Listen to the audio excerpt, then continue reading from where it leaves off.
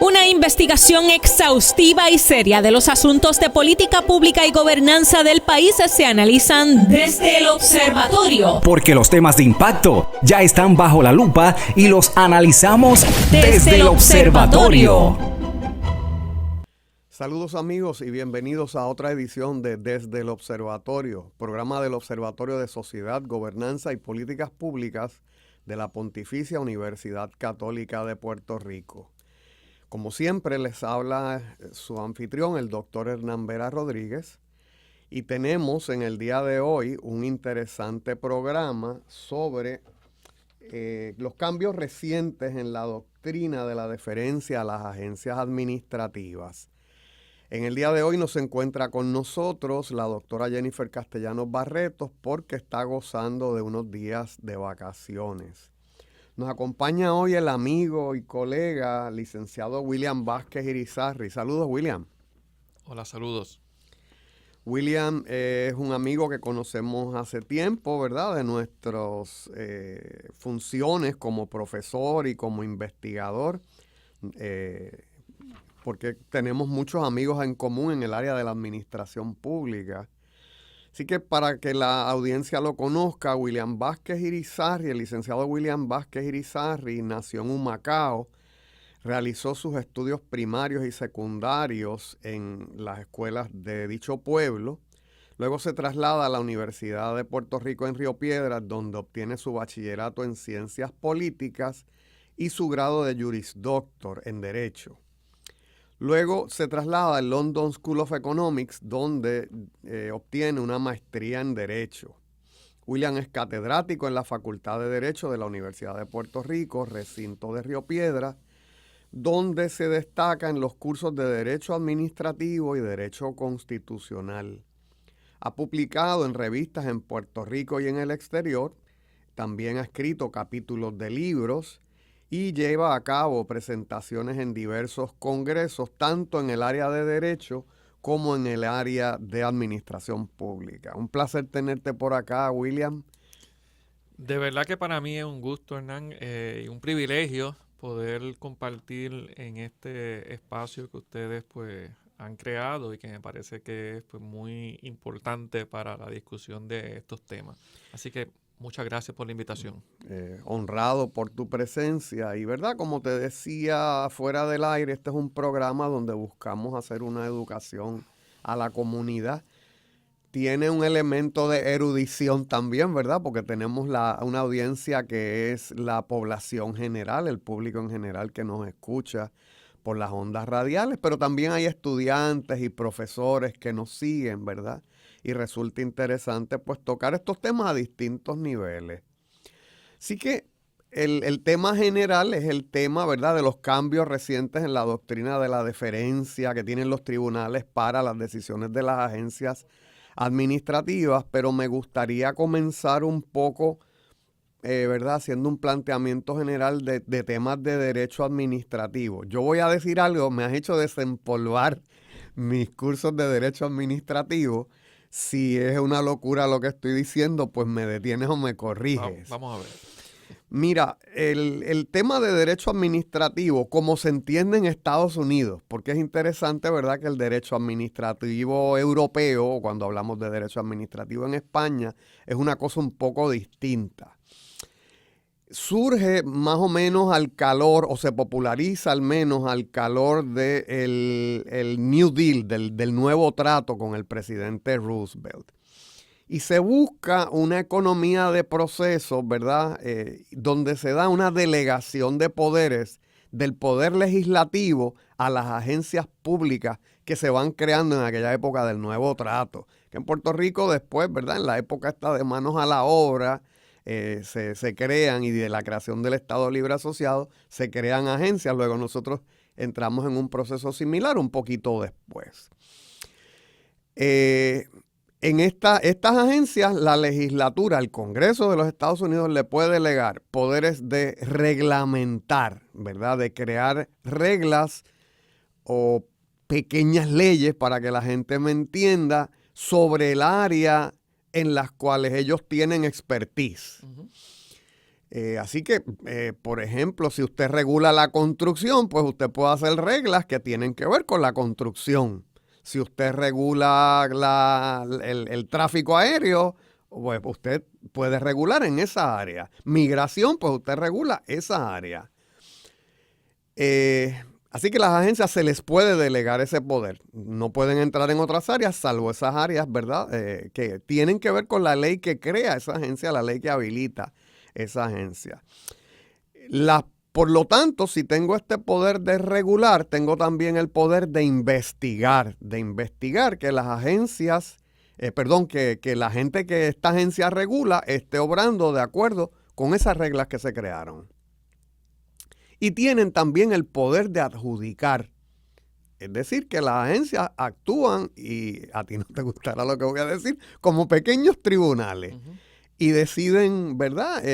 Decía mi profesor de Derecho Administrativo, de grata recordación, Luis Vargas Dupré, que anda vivo todavía, ¿verdad? Y muy fuerte todavía, lo vi hace unos años. Él decía que en las agencias administrativas se deciden a veces personas que no tienen toga, personas que no son jueces como tal o son jueces de derecho administrativo, deciden cosas a veces que en términos económicos o en términos de la afectación a la vida de los ciudadanos son hasta más importantes que lo que deciden los tribunales. Uh-huh. Así, por ejemplo, él nos hablaba, mira, la comisión de gaming de Nevada te puede dar una licencia de operar un casino. Pues eso te hace millonario de inmediato, ¿verdad? O te pone en una condición de generar y mover una cantidad de dinero increíble. Por otro lado, si te quito la licencia de hoy para mañana, pues también tiene el efecto contrario. Así que, de nuevo, ahí hay, ¿verdad? Solamente como una embocadura para comenzar, ¿verdad? Hay toda una dinámica donde al presidente Roosevelt no le quieren aprobar esta legislación que tiene que ver con el derecho administrativo porque se entendía que violaba la separación de poderes que hay en nuestra Constitución, la Constitución de Estados Unidos también, pero allí se da un episodio, ¿verdad?, del llamado Packing of the Court, donde Roosevelt señala, mira, si no me aprueban esto, pues nombro más jueces de mi corte, ¿verdad?, de mi ideología en la Corte Suprema de Estados Unidos y los empaco. Y de todos modos vamos a tener derecho administrativo. Como decía, pues un proceso similar, ya con aquel telón de fondo, pues se da en Puerto Rico con la creación de las agencias, sobre todo a fines de los 40 y a principios de los 50. ¿Alguna reacción de tu parte, William? Bueno, me pediste que evaluara lo que iba a decir. Me parece que es una explicación correcta, bastante completa. Me permitiría tal vez, pues, claro, añadir algunas cosas. Primero, otra manera de llamar a las agencias en ese contexto de esos desarrollos que hubo en la década de los 30 es que son entidades fundamentalmente reguladoras. Ya. Que ya eso se va perdiendo un poco, porque me voy a mover un poco en el tiempo. Por ejemplo, uh-huh, pues hoy día cuando decimos agencias administrativas, pues son todas las agencias que componen el Poder Ejecutivo en Puerto Rico. Y todo lo que uno pueda hablar de temas de derecho administrativo le aplica a todas las agencias. Lo que pasa es que la realidad es que si uno va a lo que hacen las agencias, pues algunas todavía tienen un rol eminentemente regulador, como decías, pues actividades privadas que necesitan algún tipo de licencia o permiso y que eso, una vez se concede, requiere que se fiscalice, claro, el cumplimiento. Pero hay otras agencias que, por ejemplo, lo que hacen es dar servicio. Trámite, ¿verdad? Sí, os digo, o puro servicio, digamos, ya. El Departamento de Educación. Es verdad. El Departamento de Educación es una agencia administrativa, pero no está creada para hacer reglamentos, no está creada para adjudicar, está creada pues para dar un servicio. Entonces, claro, eso es importante porque otra cosa que históricamente también tenía una relevancia y que tiene que ver con lo que mencionaste del tema de conocimiento especializado, es que cuando hubo este boom de creación de organismos en Estados Unidos que se le llamó agencia administrativa, también se le llamaba agencias independientes. Y la razón para llamar la agencia independiente era que tenían una estructura muy típica y particular, que era que no estaban bajo la dirección de una sola persona, sino que estaban bajo la dirección de juntas o comisiones.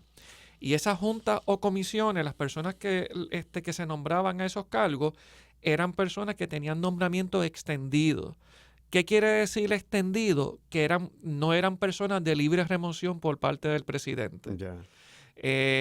Tenían nombramientos de repente, pues no importa el presidente que los designara, tenían nombramientos de 5 o 7 años.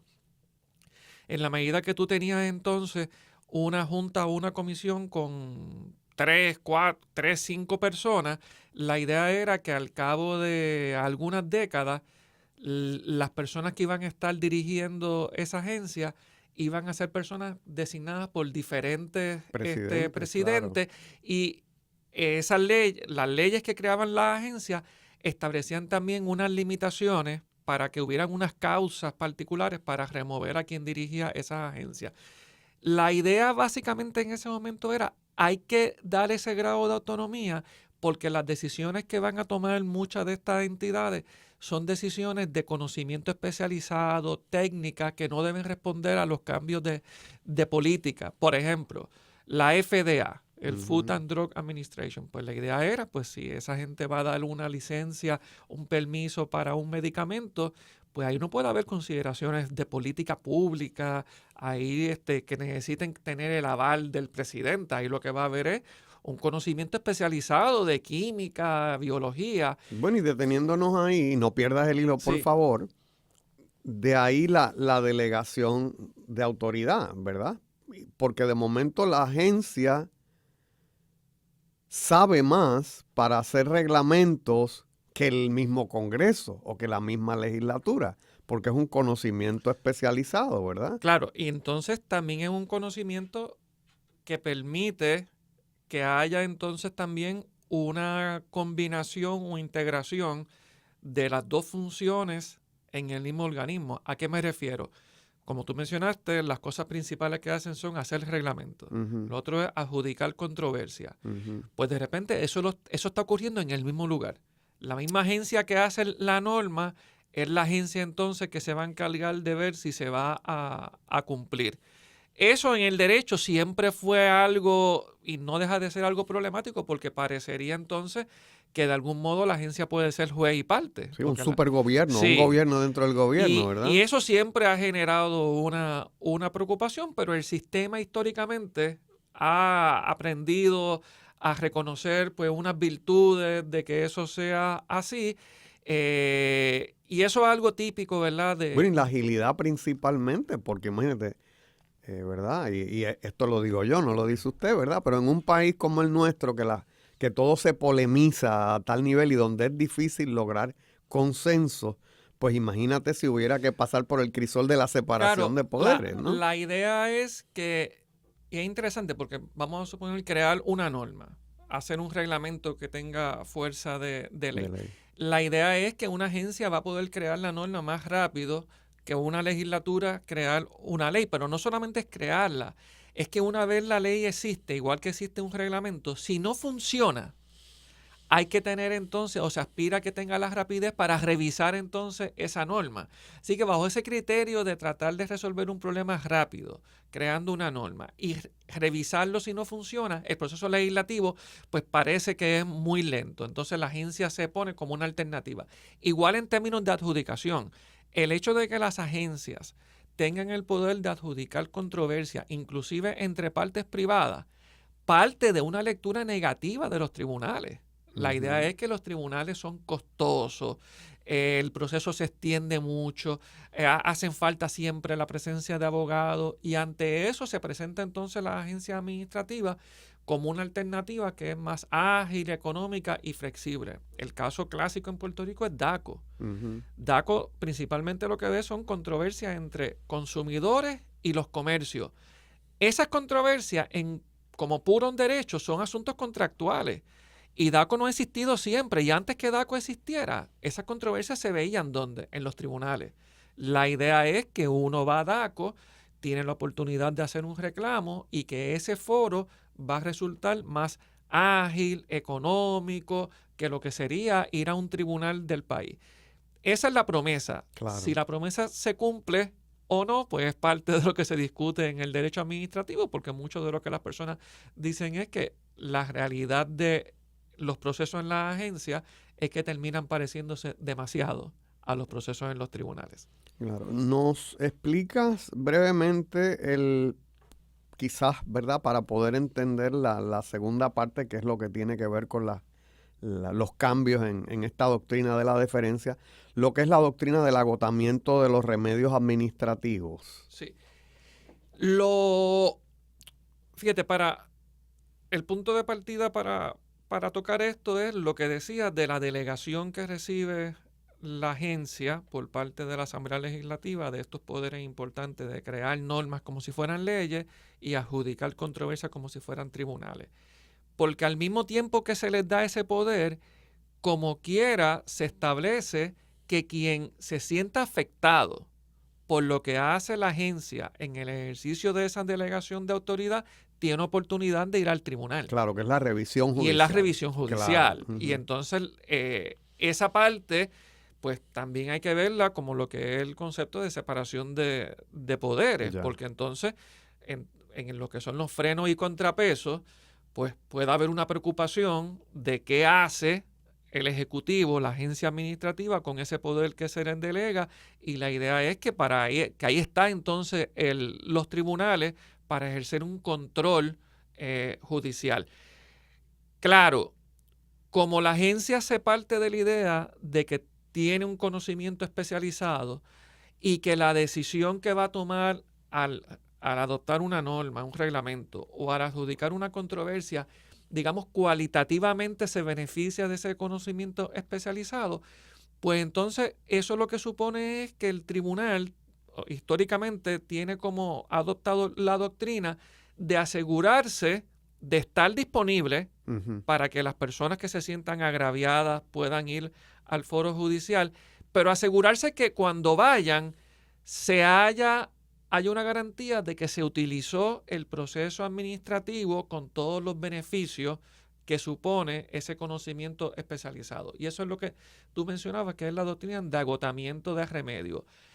El tribunal le diría a la persona que toca las puertas del tribunal: agotaste todas las oportunidades que tenías en la agencia, porque yo estoy disponible para ver tus reclamos, pero yo quiero tener la seguridad de que toda esa competencia que tiene la agencia al resolver temas del sector que se trate, de seguro, departamento de la familia, recursos naturales, lo que sea, el tribunal quiere tener la seguridad de que ya la agencia descargó toda su responsabilidad y todo su conocimiento fue vertido en el proceso y en la decisión. Asumiendo que eso ocurre, el punto clave entonces es qué oportunidad o cómo el tribunal entonces finalmente, cuando se sienta a atender el reclamo, cómo lo va a analizar. Uh-huh. Y ahí entonces tenemos que volver un poco al tema de pensar, bueno, si la agencia no existiera y alguien entonces tiene un reclamo, ¿qué es lo que haría? Bueno, pues digamos, si lo vemos en términos de una adjudicación, pues el modelo sería: yo pierdo un caso en lo que es el tribunal de primera instancia, ¿verdad? Yeah. Un juez superior, Uh-huh. cualquier centro judicial, yo tengo oportunidad de ir al tribunal de apelaciones. ¿Y qué yo hago? Bueno, pues yo voy al tribunal de apelaciones y le digo: el tribunal de instancia se equivocó en 1, 2, 3. Yeah. Y entonces, pues ahí hay unos criterios que son los criterios que va a utilizar el tribunal de apelaciones para juzgar esos errores que alguien plantea que un juez o una jueza inferior cometió. El asunto es que en derecho administrativo, si vemos cómo funcionaba eso, históricamente cuando la persona que se sentía perjudicada Yeah. por una decisión de una agencia administrativa iba al tribunal de apelaciones, de repente se encontraba en una situación que no se encontraba quien pierde un caso con un juez superior, que es que le decían, bueno, yo voy a ver tu caso, le decía el tribunal a la persona que perdió ante la agencia, yo voy a ver tu caso, pero te advierto que yo le voy a tener deferencia a la determinación de la agencia administrativa. Y lo que históricamente el Tribunal Supremo había dicho es una frase como la siguiente: de ordinario, los tribunales le tendrán deferencia a la agencia administrativa en función de su conocimiento especializado. Y entonces, claro, el efecto práctico de esto podía ser entonces que por más convencido que yo estuviera, ya había una inclinación. Por más convencido que yo estuviera de que se había equivocado la agencia, el foro judicial, tribunal de apelaciones, pues podía tener una inclinación a que permaneciera la decisión de la agencia.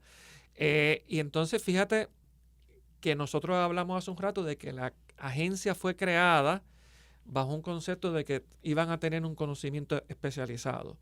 Yo mencioné que la doctrina descansa en la noción de que las agencias tienen conocimiento especializado. Pero esto es un planteamiento bien general el que estoy haciendo. ¿Por qué? Porque una cosa es que uno tome esto como una premisa y otra cosa es que uno distinga en diferentes controversias que se puedan dar en la agencia, algunas que tienen que ver con conocimiento especializado de la agencia y otras que no. Y entonces uno podría decir, bueno, tal vez las de conocimiento especializado, esas requieren entonces que haya deferencia, pero lo que de ordinario uno leía en las decisiones era que no, era en todo. Y entonces había una preocupación de que esto terminara siendo injusto para quien estuviera reclamando que una agencia se equivocó porque no tenía una oportunidad adecuada de poder hacer sus reclamos, que lo que se quiere garantizar en una situación como esta es que uno tenga la oportunidad adecuada. Puede ser que pierda, claro, pero no quiero sentir que estoy yendo con una mano atrás amarrada. Pues amigos, aquí el tiempo vuela, así que tenemos que hacer una pausa y volvemos en breve en Desde el Observatorio. Desde el Observatorio. Amigos, estamos de vuelta en Desde el Observatorio con el licenciado William Vázquez Irizarry, hablando sobre los cambios recientes en las doctrinas de la deferencia a las agencias administrativas. William, en Fuera del Aire estaba hablando, ¿verdad?, de cómo la Ley de Procedimiento Administrativo Uniforme, conocida por los estudiantes de Derecho como el EPAU, ¿verdad? En cuanto a la revisión judicial, distingue entre lo que son las conclusiones de hecho y las conclusiones de derecho. Y la regla general era que las conclusiones de hecho, ¿verdad?, lo que se descubre en ese proceso de investigación de las agencias, los tribunales tendían a tener una total deferencia con esas conclusiones de derecho. Y que siguiendo la ley, pues las conclusiones de hecho, las conclusiones de derecho, por otro lado, son revisables. Y las decisiones, pues se podía entrar, los tribunales pueden entrar a virar todo lo que se decidió en las agencias administrativas. Me gustaría que me dijeras un poco cómo se interpreta esto hoy día. Sí, eso básicamente es lo que dispone la ley que menciona, la Ley de Procedimiento Administrativo Uniforme, que fue aprobada originalmente en el 88. Lo que pasa es que, no obstante la distinción entre hechos y derechos, durante las pasadas décadas, lo que ha imperado es lo que yo describía hace un rato, una norma de deferencia muy general, yo lo llamaba siempre genérica, donde el Tribunal Supremo lo que repetía constantemente era que hay que tenerle deferencia a las determinaciones de la agencia. Entonces no hacía la distinción entre hecho y derecho. Precisamente el caso reciente del Tribunal Supremo, Vázquez versus Consejo de Titulares, lo que hace el tribunal es reconocer que en lo que son los planteamientos de derecho, las conclusiones de derecho, lo que es la interpretación de asuntos legales por parte de la agencia, que eso puede implicar interpretar la ley que administra o interpretar sus propios reglamentos, que en esas decisiones de la agencia los tribunales no tienen que tener deferencia. Eso no significa que va a revocar a la agencia. Lo que significa es pues que Voy a examinarlo todo. Sí, porque vamos a seguir con el tema del expertise. La idea es, en los asuntos de derecho, quien tiene el expertise son los tribunales. Ya. Así que no hay que tener deferencia a la agencia. El que entienda que la agencia se equivocó en la interpretación, pues que haga su planteamiento. El que entienda que la agencia lo hizo correctamente, pues que defienda la interpretación de la agencia. Y los tribunales ahora entonces deben examinar pues cuál es la interpretación correcta sin tener una inclinación a sostener lo que la agencia hizo en términos de derecho. Eso, pues, tiene una importancia en términos de que está básicamente dejando sin efecto una cosa que el tribunal ha dicho por décadas y décadas. Lo que habría que ver entonces es los efectos que esto tiene en varios ámbitos, empezando por ejemplo por la agencia. ¿Por qué? Porque si yo soy un funcionario en la agencia que me toca decidir y yo sé que hay una doctrina en los tribunales que es de deferencia, pues yo voy a decir, bueno, pues yo voy a decidir esto, lo voy a explicar, pero si alguien me impugna, es lo que uno podría atribuir que se pensaba antes. Tenías esa seguridad. Si alguien me impugna, pues que echen para adelante, porque se van a encontrar con un proceso cuesta arriba, porque los tribunales de ordinario me van a tener deferencia. ¿Qué pasa ahora? Bueno, pues uno esperaría que el primer efecto sea en las agencias diciendo, bueno, yo voy a tomar mi decisión, yo no quiero que me revoquen, y ya el tribunal ha dicho que no hay que tener deferencia. ¿Qué es lo que yo esperaría que sería algo positivo? Que las agencias fundamenten de manera más sólida, de manera más completa, de manera más contundente las decisiones que tomen. Si eso pasa, eso es una ganancia. Eso es una ganancia para el proceso, para las partes. Alguien ganará, alguien perderá, pero aspiramos a una mejor decisión en vista de que va a haber mayor rigurosidad de parte del tribunal.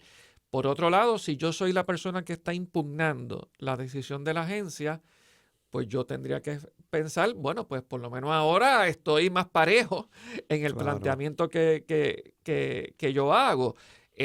Como quiera, pueden haber otras razones por las cuales haya un reclamo de deferencia a la agencia. Todavía puede ser que haya un tema de conocimiento especializado. Digamos que el Departamento de Recursos Naturales identifique si hay una especie en peligro de extinción que se afectó o no se afectó. Parece eso un planteamiento técnico. Pero de ordinario se supone que haya pues una oportunidad más amplia.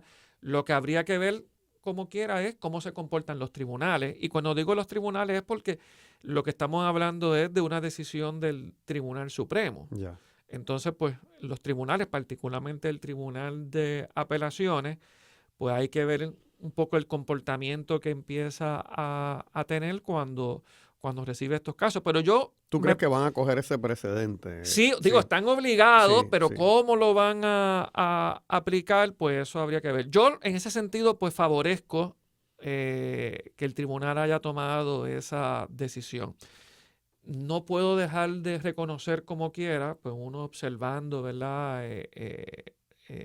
Ya como profesor, la explicación que da el tribunal y el contexto en que lo hacen, pues no puedo dejar de decir que en gran parte esto ocurrió porque el año pasado el Tribunal Supremo de los Estados Unidos hizo esto. Nosotros tenemos un derecho administrativo que, como tú decías, históricamente sigue bastante el modelo norteamericano, y en Estados Unidos tenían una doctrina de deferencia, no tan genérica como la de aquí, pero tenían sí una doctrina en términos de tenerles deferencia particularmente a las interpretaciones legales de la agencia. Eso a partir de un caso de los 80, eso fue objeto de mucha controversia durante las pasadas décadas. Y finalmente el año pasado, la Corte Suprema de los Estados Unidos revocó ese caso de los 80 y dijo, no va a haber deferencia, el tribunal puede entrar a ver lo que la agencia hace en asuntos de derecho de manera completa. Nuestro tribunal, pues ahora, vio ese caso y básicamente, digamos, lo emuló. Sería la manera más elegante de plantearlo. Pienso, ¿verdad? Mientras habla de todo el vamos a decir, yo veo como una crisis de recursos humanos en el gobierno. Y quizás entonces cómo eso afecta a la expertise. Cosas como, pues que te digo yo, hay que mencionarlas, la Ley 7 y otra serie de leyes que a través de las cuales se prescindió de mucho personal. Además, los cambios en los sistemas de retiro y toda esta serie de eventos que ha habido. No hablemos también de la alta tasa de emigración de puertorriqueños hacia los Estados Unidos. Esto me reduce el pool, ¿verdad? La cantidad de técnicos que yo tengo disponibles en un área. Te voy a poner un ejemplo. Y es personal y hace mucho tiempo y por eso lo puedo decir. En una ocasión yo estuve en un caso de vicios de construcción con el DACO. Y DACO, la persona que envía a mi casa, en la casa que yo tenía en aquel entonces, era un técnico en ingeniería. La compañía de construcción mandó un ingeniero. Es más, mandaron 2 ingenieros. Y ahí hubo entonces un asunto de quién eres tú para impugnarme. O sea, el peritaje técnico del regulado era 2 veces más alta que la de la agencia reguladora. Y así podemos ir a muchas áreas, ¿no? De cómo se ha descapitalizado esa función del gobierno que tiene que ver con investigación y que tiene que ver sobre todo con investigación.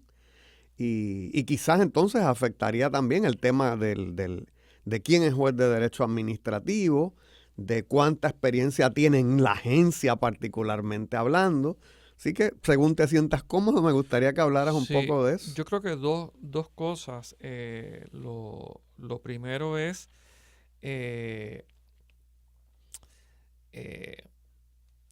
esto que mencionas, de quiénes son las personas que tienen la responsabilidad de decidir en la agencia. Empezando, muchas veces hay 2 tipos de designación particular que se suele escuchar, que son oficiales examinadores o jueces de derecho administrativo. Y la realidad es que, pues yo he conocido pues personas que ocupan estas posiciones, tienen estas responsabilidades pues con mucha competencia, pero no hay una uniformidad en términos, digamos, si uno piensa los jueces, para ser juez, pues tiene que tener un número mínimo de años, tienes que tener una capacitación que da en una escuela judicial, el propio Poder Judicial, la Oficina de Administración de los Tribunales, pero sin embargo, en el caso de las agencias, pues la designación para hacer estas cosas pues es mucho más simple en términos de, a veces hay agencias que lo tienen más sofisticado, alguien que ocupa una plaza formal, en otras ocasiones pues es simplemente una designación. Tú vas a servir de oficial examinador en este caso, y en muchísimas agencias es un contrato de servicios profesionales. Lo cual abre otra dinámica, claro, ¿verdad? Pues y los usuarios que sean abogados, pero la realidad es que, pues igual que uno puede decir, no todos los abogados tienen las destrezas para ser jueces, claro. Pues uno podría decir, pues no todos los abogados podemos tener tal vez la destreza para ser un oficial examinador. Y entonces eso requeriría un poco más de estructura para uno entonces poder pretender que haya una plena confianza en el proceso.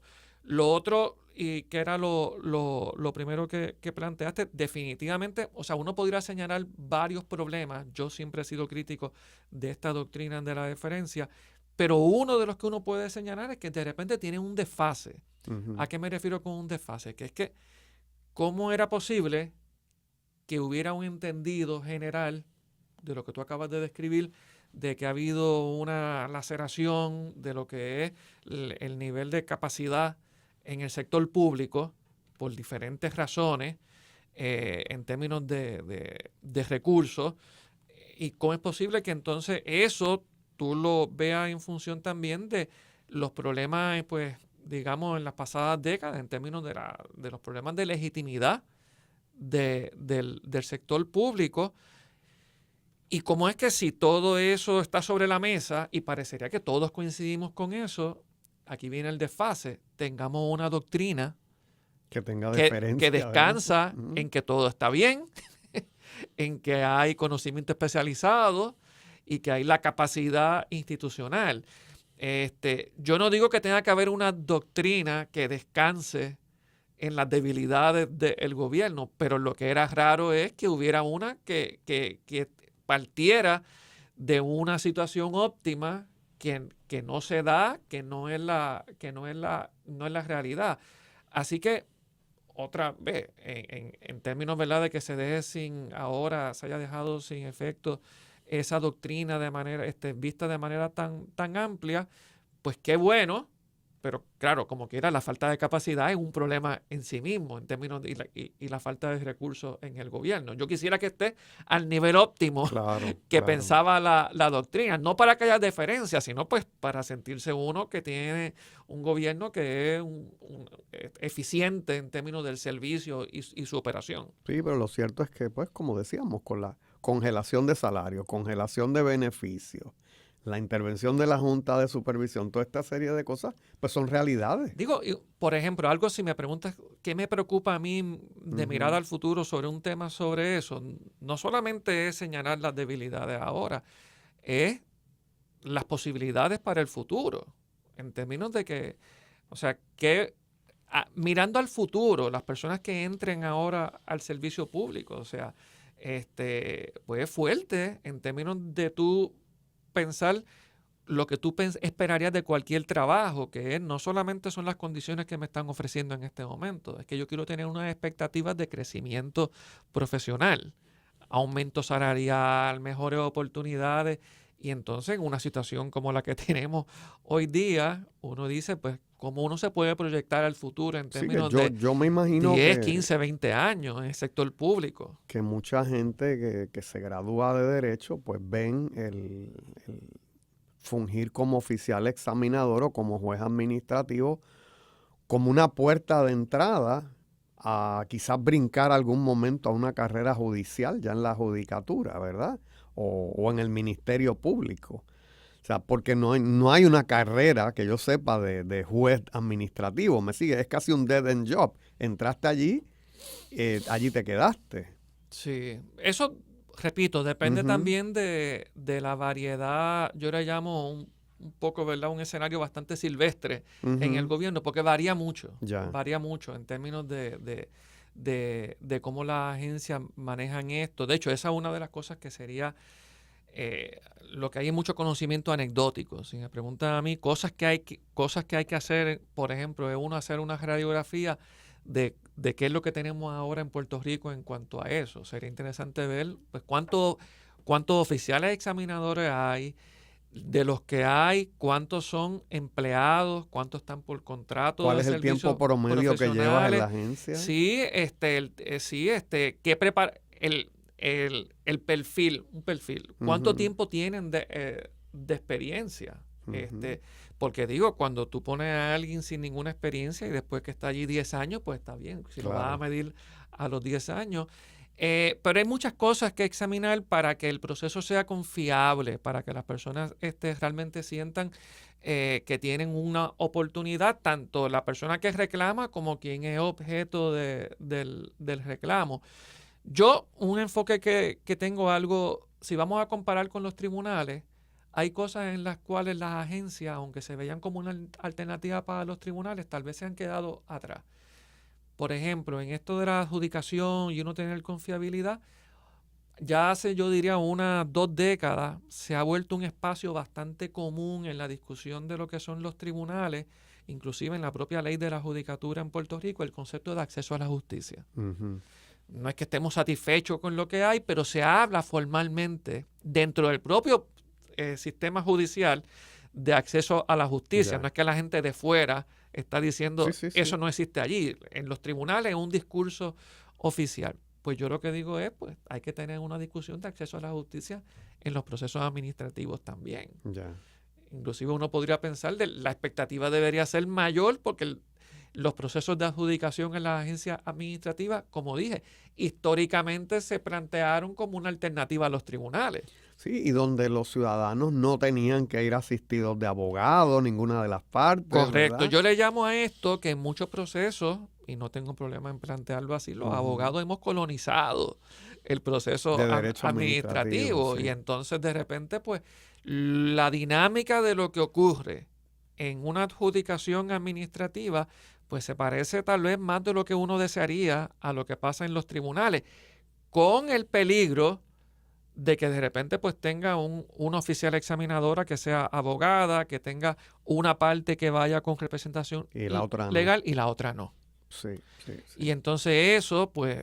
Sí, porque estamos hablando, dos personas hablando el mismo lenguaje claro, y una que no. porque fíjate que ahí uno diría, eso es un problema de acceso a la justicia, pero tú puedes tener dos enfoques completamente distintos de cómo lo resuelve. Un enfoque clásico es, vamos a conseguirle un abogado a la persona que no lo tiene. Otro enfoque es, vamos a diseñar el proceso para que no hagan falta que haya siempre representación legal. Puede ser que en algunos casos se justifique plenamente, pero para otros tiene que haber, y esto hay que hacerlo a conciencia. Por ejemplo, esto empieza con algo tan básico como decíamos que las agencias adjudican, pero que también hacen reglamentos. Pues si el reglamento me lo dan a mí para que yo lo haga, yo soy abogado, yo voy a hacer un reglamento como las reglas de los tribunales, porque así es que yo escribo y manejo conceptos. Así que si tú vas a hacer un proceso que sea realmente accesible a la ciudadanía, tienes que empezar inclusive con haciendo normas de una manera que se entienda. Y que haya un proceso de participación ciudadana real, ¿verdad?